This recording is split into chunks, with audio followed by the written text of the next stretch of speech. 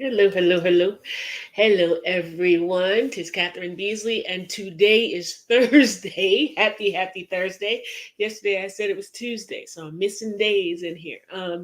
Happy Thursday, everyone, and welcome to today's chat. It's going to be brief. I just want to hit you with a few tips on how you can prepare to go on an outing with your loved one who has Alzheimer's or dementia, right? Or anyone that you're caregiving for where potentially their behaviors may be odd to other people or inappropriate in some instances, or it may be an interesting situation to have to take care of them outside of the home, right?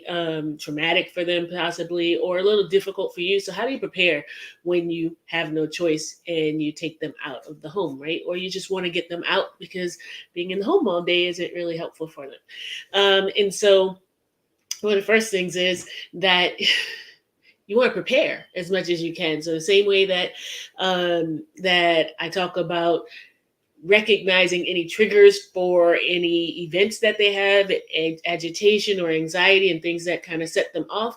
So the same way you want to know what those triggers are for those episodes in your home, you want to recognize what are certain triggers for um, behaviors outside of the home when you guys go out. So if it's really noisy, they get agitated or discombobulated, then you try to take them to places that aren't so noisy, right? If they're cold all the time, then you want to make sure that you take a jacket and maybe even a blanket as appropriate wherever you're going with them. If they don't like being around a crowd of people, then again, right, you'll go someplace where there are fewer people. So those are some of the things that you can do to make sure that you're at least removing some of the triggers that you know may set them off.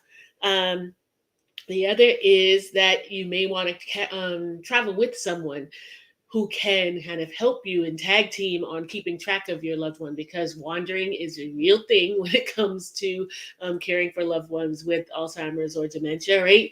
And so having backup, someone with an extra set of eyes that can keep track of your loved one will be really helpful to you as well. Maybe if you have smaller children or teenagers or something, they can join you and they can kind of keep track of one another. So having support with you is another way that you can have a successful outing with your loved one. And also, there's some anxiety on your part potentially about what people may think about your loved one's behavior, right? Just little normal, what is normal for them, behaviors that other people may look at and think are strange or turn their nose up at or talk about, right? So how that makes you feel, how that makes you feel. The first thing I say to that is whatever, mind your business. Two, who cares what people think?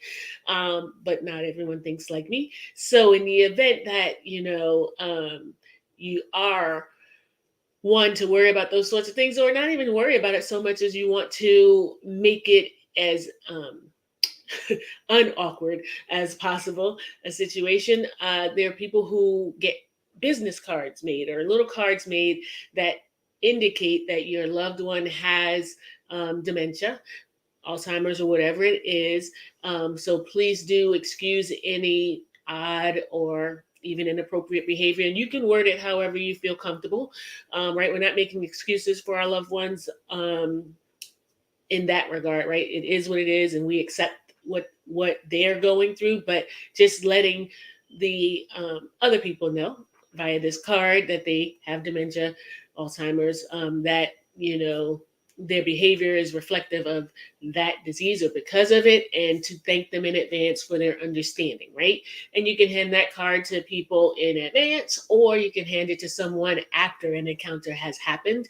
One of the things that you want to try to avoid is saying anything that your loved one can hear that might make them feel bad because you're talking for them on their behalf, apologizing on their behalf, right? So again, we're always talking about helping them to keep their dignity, their independence as much as possible. So um, handing that card to someone instead of saying it out loud, which may embarrass your loved one possibly, is something that can help both you and the loved one and the person who's experiencing the episode with your loved one. So hopefully that's helpful. Let me know what you think. Hit me up in the comments or join us at bit.ly.com, the Caregivers Connect, and our Facebook group to continue this and other conversations with us. Okay. Bye-bye.